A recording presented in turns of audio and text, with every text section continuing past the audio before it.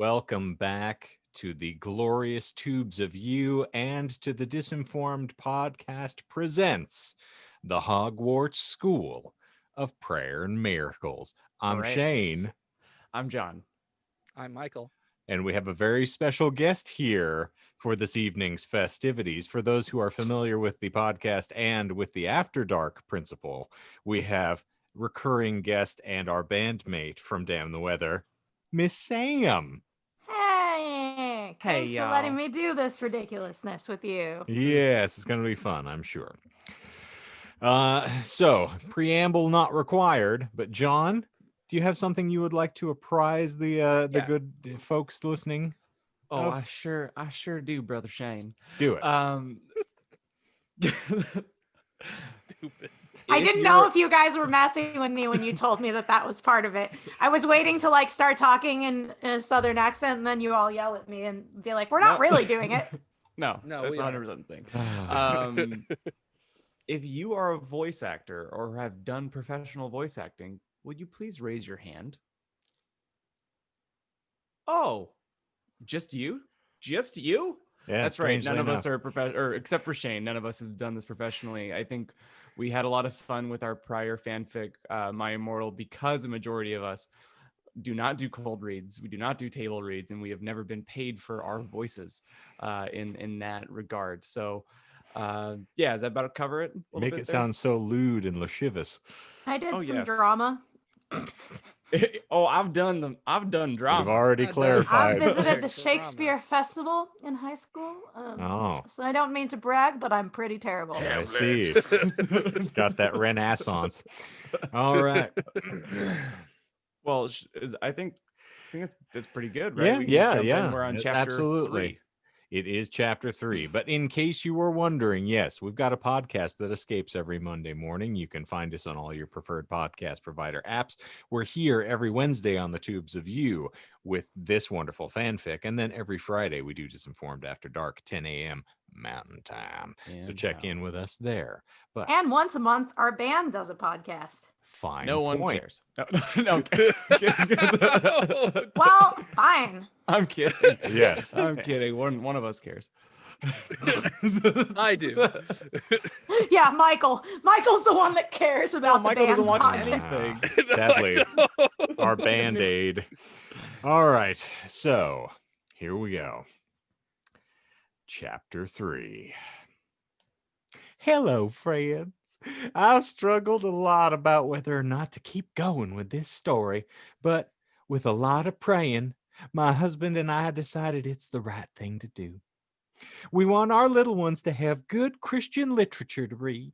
And in this modern world, sometimes that can be hard to come by. So I will just have to make do. Pleased to meet you, Reverend Dumbledore. Harry replied enthusiastically and got to his feet. This sure is a beautiful place you have here. The Reverend beamed. Why, thank you, little one. His voice had a distinctive southern twang to it that made Harry feel so safe and welcome. He knew in that moment that the Reverend was a man of God. This poor little one was being raised in a terrible situation, Hagrid declared concernedly. He was watched by a babysitter every second of the day. His aunt saw him as part of her perfect life package, like a big house, a fancy career, the speedy car. Dumbledore shook his head sadly. Too bad no one told her. Parenting should be about the children, not the parents. That's why it's called parenting. Hagrid nodded wisely. Dumbledore turned to Harry and announced authoritatively, Now, you can start your classes tomorrow morning. Today, you can get settled into your dormitory. But first, why don't you eat dinner with my family and me? Really? Harry gasped excitedly. I've never had a family dinner before. Why don't you come with us then? Dumbledore cried kindly and then got down on his knees. Why? Everyone, there's an awful lot of love that is shared with the Lord in this book. Raising is okay. Are we not The doing next phrases sentence anymore? doesn't make it better. Yep. Ah, You can start from one. I That's my plan fault, I'm to. sorry. Oh, this is like the worst Saturday Night Live skit. The second you see Jimmy Fallon involved, you know it's all just going to go away. All right. You can actually see my tears on this camera. Which is a useful feature. Dumbledore cried kindly and then got down on his knees. Everyone else did the same, raising his large, massive, manly hands up to the heavens. Dumbledore bellowed in a voice even louder than Hagrid's had been. Lord, please take us to the kitchen. Suddenly, they all found themselves in a tasteful, decorated kitchen. Wow.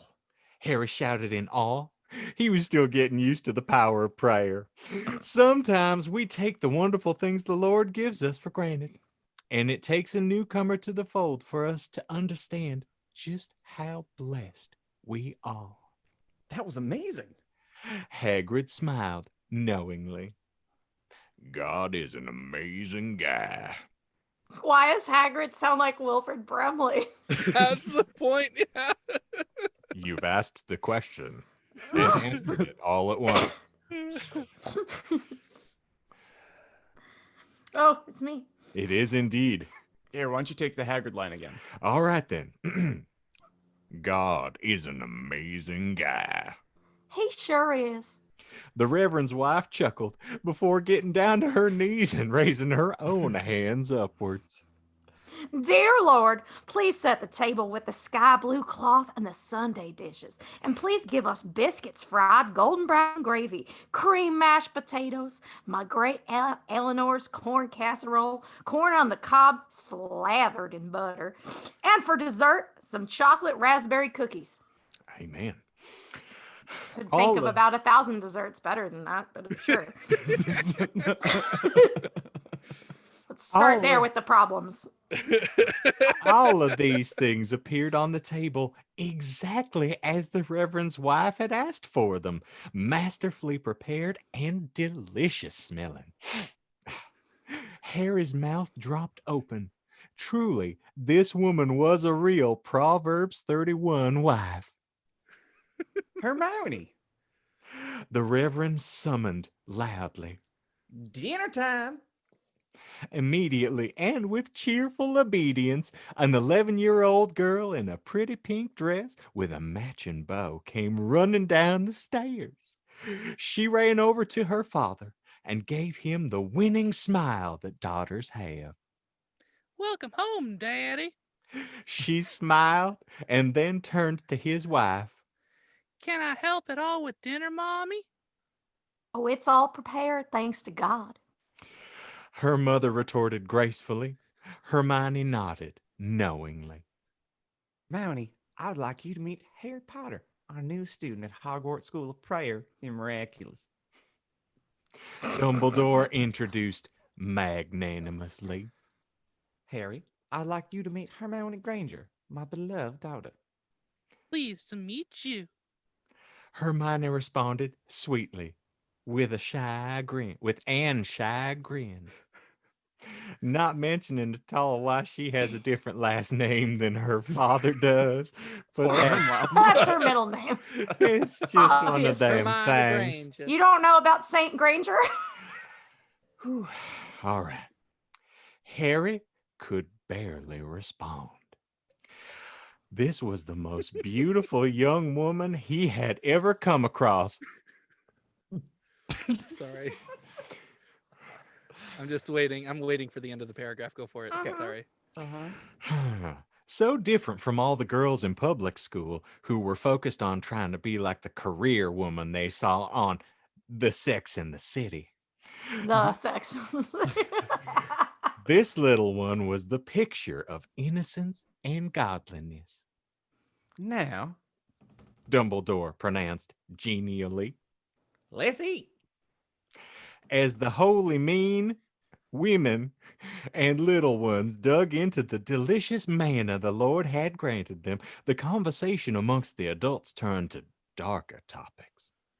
Harry listened intently, and he did not understand it, but he was very interested. Dark days are coming, Hagrid pronounced gravely around a mouthful of casserole. Evil forces are coming into this world.